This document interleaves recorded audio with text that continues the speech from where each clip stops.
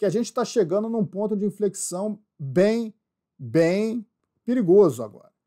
No seguinte sentido, esses rendimentos vão saltar cada vez mais. Esse movimento que aconteceu hoje pós-reunião mostra isso.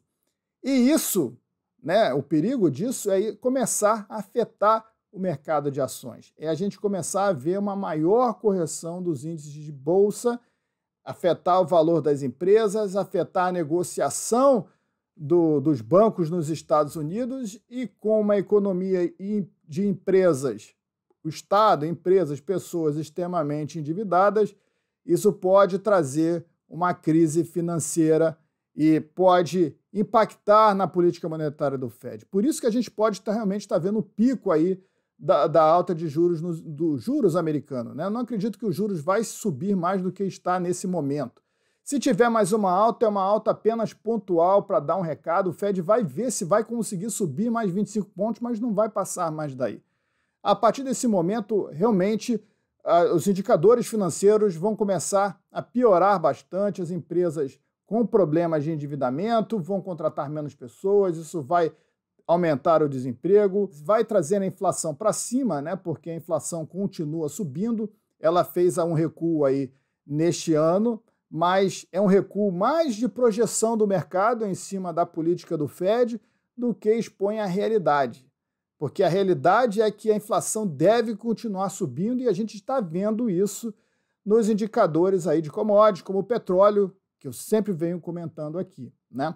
A sorte dos Estados Unidos nesse momento, se a gente pode considerar sorte, é que o dólar continua subindo nesse momento. Então, olha, o petróleo está chegando a $95 o Brent nessa semana, com o dólar index a 105 pontos. Há algumas semanas estava a 99, 6 pontos abaixo. Imagina quanto, se isso estivesse acontecendo agora, quanto o petróleo estaria valendo, né, cara? Mesmo com um dólar mais forte, o petróleo está se valorizando frente ao dólar. E muito forte, não para de subir e muito em breve deve alcançar os $100 o barril. Então a inflação vai continuar apertando uma economia fragilizada, com muitas dívidas. Isso vai afetar os resultados das empresas aí nos próximos trimestres, no terceiro e quarto trimestre. Isso vai afetar também a contratação de pessoas. O Jay Powell comentou muito sobre isso, né? Ele acha que o mercado de trabalho americano está tranquilo nesse momento, deu sinais bons aí no último relatório. A gente não viu uma alta do desemprego, a gente ainda está vendo a criação de algumas vagas, mas é de surpreender que o Jay Powell, durante a coletiva, falou o tempo inteiro sobre isso, sobre esses dados de emprego do mês de agosto. Quer dizer, o Fed tomou decisão em cima dos dados de emprego do mês de agosto, dados manipulados do payroll, que eu venho comentando aqui, né? Que ele é sempre inflado para parecer melhor do que é, e aí no próximo mês, quando sair o payroll de setembro, eles vão fazer o reajuste de agosto, trazendo os números para baixo. Isso está acontecendo todos os meses. Todos os meses o payroll surpreende, mais vagas criadas do que o esperado. E aí no mês seguinte, quando anuncia o próximo mês, e está todo mundo olhando para essa questão, o mês passado sofre um reajuste para baixo. E aí vai em linha com o mercado está esperando, e às vezes muito menos. Então, há uma manipulação desses dados, e é com esses dados que o Fed, né, que o Banco Central Americano, está trabalhando, né, segundo o presidente Powell, a política de juros americana. É surpreendente a quantidade de merda que a gente tem que ouvir ali durante a coletiva, né, cara? Quando ele fala ali, por exemplo, foi perguntado em relação ao petróleo. O petróleo está subindo, tal. O petróleo realmente é algo que a gente está sempre olhando. Não é importante o petróleo, porque o petróleo está sempre flutuando. Segundo ele, não é importante o petróleo, está sempre flutuando, né? Altas e baixas. O que é importante é o núcleo da inflação, que é essa inflação que o Fed mede sem o valor da energia, né? Sem o custo, sem a inflação da energia. Então, o núcleo da inflação é o núcleo que o Fed acha mais importante, que reflete mais a inflação do dia a dia. Cara, como assim, né? Como o valor da gasolina não vai afetar nos preços, na logística, no transporte de produtos da economia americana. Então é esse tipo de ladainha que a gente tem que escutar durante a coletiva ali, né? E ninguém chama atenção para isso. Aí alguém insistiu depois nessa colocação do petróleo. Ele disse, realmente, é importante a gente estar olhando isso para o petróleo, para outras commodities também. Foi perguntado em cima dos rendimentos dos treasuries, né? Como é que o Fed está vendo essa alta dos rendimentos? Ah, isso é normal, isso que está acontecendo é normal, é como a gente está vendo as projeções dos investidores aí. Como é normal os títulos públicos estarem caindo da forma que está caindo nesse atual momento, batendo pontos que não aconteciam diante da última crise do subprime, lá de 2006, 2007.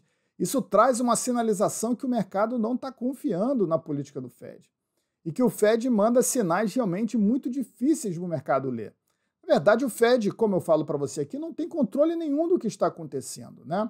El Arian, que é um analista que eu respeito muito, né? Ele falou sobre esse discurso político do Fed que realmente traz muita contradição e fica muito difícil entender qual é de fato o objetivo do Fed. Porque há muita política no discurso, naquela coletiva ali.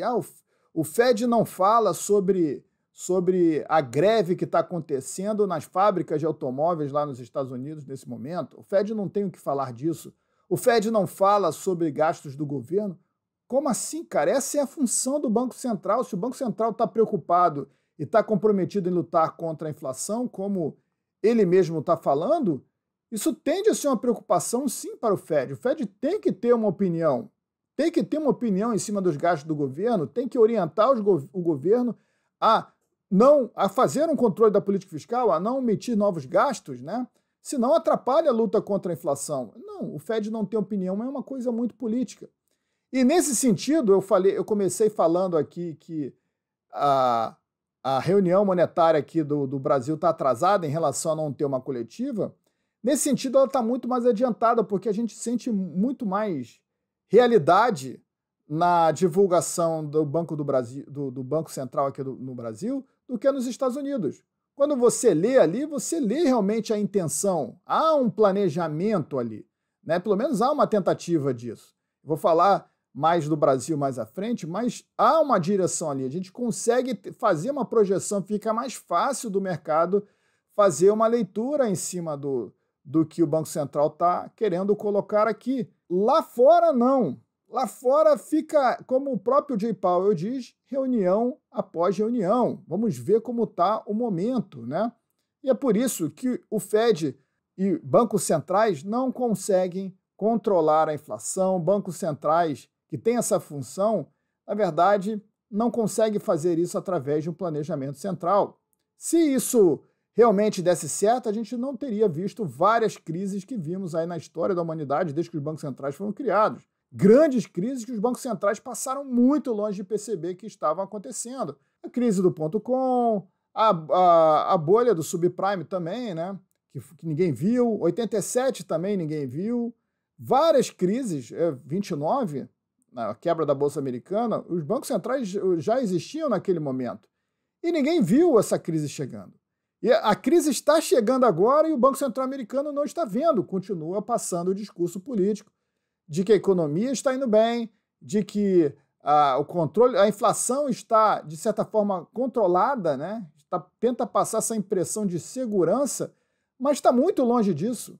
Hoje, os Estados Unidos têm, como eu disse aqui, um forte endividamento, as pessoas estão super endividadas no cartão de crédito. Isso indica que o cidadão americano está pagando as suas contas de consumo, está pagando as suas contas para viver com o cartão de crédito e com juros muito altos que não estavam nesse patamar há muitos e muitos anos. Muitos americanos jovens nunca viram juros nesse patamar na sua vida adulta, né? E tem que lidar com o endividamento agora no começo da vida, pagando um aluguel muito caro.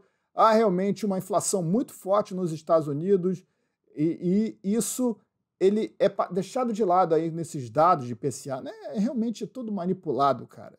Dados de inflação também são extremamente manipulados, né? Sempre vão favorecer, deixar o número menor do que ele é. Eu já disse aqui que se a forma que era calculada a inflação antes de 94 ainda estivesse em vigor hoje em dia, a inflação seria o dobro do que é atual.